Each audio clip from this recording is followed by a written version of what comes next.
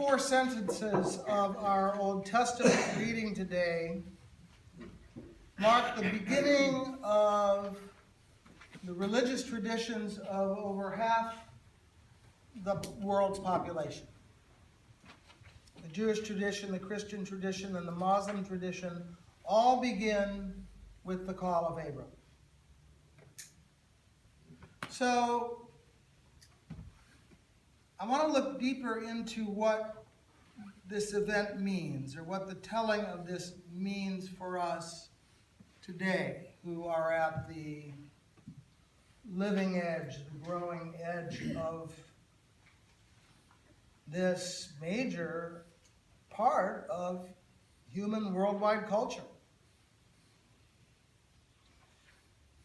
First of all, I think, is the major point that Abram here is called to leave the city. The environment, the setting of Abram's call is an essential part of the call itself. The place where Abram lived was the city of Ur in Chaldean territory, a city in Mesopotamia,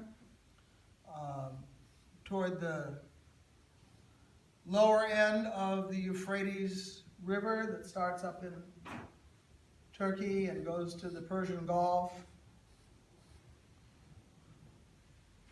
River valleys were the key to the development of agriculture for people, for human beings. The Yellow River and the Yangtze River in China, the Indus River Valley in India, the Nile River in Egypt, and the Tigris and Euphrates rivers in modern Iraq, Syria, which is where Abram was from. That was the place that what we call civilization began, and it's impossible to overestimate the importance of the beginning of large-scale agriculture with the development of cities and the division of labor that went along with that. This is a focal point in human history, in world history, history of the earth, I think. For around 90,000 years or so, after the ancestors of everybody who's alive today on earth came out of Africa, people lived in small hunting and gathering groups, by and large, of some sort or other, with a relatively stable human world population for most of that time of around 5 million people or so. In the 7,000 to 12,000 years since agriculture began, the population of the world has increased to 7.5 billion people.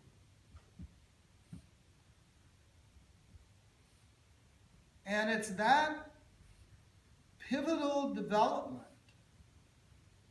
that track that begins with that momentous change in how human beings were in the world, that God calls Abraham to leave behind. There's something wrong with it. That rejection creates a kind of tension, a skepticism, a criticism, a wariness, a suspicion in all the Abrahamic traditions with what's called the way of the world. And it's a division that gets projected back into the stories about the expulsion from the Garden of Eden, into the stories about Noah and the flood, into the story about the Tower of Babel. And it continues in the long-time opposition between shepherds and farmers that is found throughout the Old Testament, where shepherds were good guys and farmers were bad guys. We see it in the story of Cain and Abel. We see it in the justification for the conquest of the cities of Canaan, by the nomadic people, the nomadic Hebrews who were coming in out of the Egyptian wilderness. We see it in David being called as the king from his previous job out in the pastures tending sheep. And that tension, that suspicion, that wariness is also seen in the continual opposition of the Hebrew prophets to any kind of accommodation or compromise with fertility religion, which was the religion of the agricultural civilizations. Our psalm today begins, I lift up my eyes to the hills, from where is my help to come? My help comes from the Lord, the maker of heaven and earth. The hills were where the shrines were to the fertility cult gods. So the psalm is juxtaposing these two and saying, where should I look for help? To the hills? To those shrines? To the fertility cults? No. My help comes from the Lord, the maker of heaven and earth. That's not how we like to think of it when we're driving the Salinas Valley. We think, oh, how pretty, but that's the way it was. But that's not the only reason that this lesson, these 4 sentences, the call of Abram, is important. The Jewish emphasis on Abram's call focuses not only on where he comes from, but also on where he's supposed to go. It begins to call attention to the spiritual importance of home and place. Appropriate placement in a true home for God's chosen people, a holy place. A holy land, a promised land. Go from your country to the land that I will show you. The Torah, the law, the first 5 books of the Bible culminate at the entrance to the promised land, on the far side of the Jordan. The people are formed or reformed as God's people in the wilderness, outside the land. But they begin to live their life as God's people in the place once they've crossed the river, once they become a part of the place, as the place was already inherently a part of them.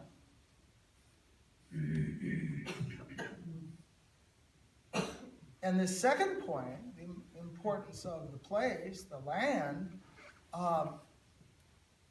is held on to even by people who are not so sure about the original call, who are not so sure about even whether gods exist. They care about the Holy Land. That's why the nation of Israel and control over Jerusalem have become such major issues for everyone who's a part of these traditions, whether they're religious or secular.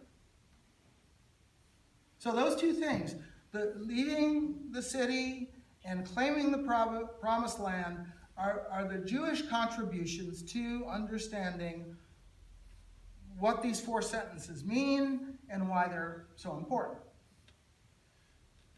Christianity, which is itself, as I see it, a seamless extension of this same Jewish tradition, also sees Abram's call as central for faith, and in the ways that it's seen within Judaism, but in some ways that are some other ways that are the same, but in other ways that are slightly different. For Paul, as seen in the epistle that Ellie read this morning, the importance of Abram's call has to do with its timing, not so much its content about leaving the city or heading toward the promised land. It's important to note, Paul says, that God calls Abram, and Abram responds to the call before the giving of the law on Mount Sinai, way before that. The grace to hear the call and the righteousness that accrued or was manifested by a faithful response to that grace, Paul says, have nothing to do with conformity to all the rules and regulations that basically govern the behavior of people within Judaism. Doesn't have anything to do with particular rituals, forms of worship, or specific sacrifices, or even kinds of prayer. The call for Paul, the extension of grace, precedes everything. All our spirituality, all our morality, all our religiosity are consequences of that grace. They're not causes of it or preconditions for it.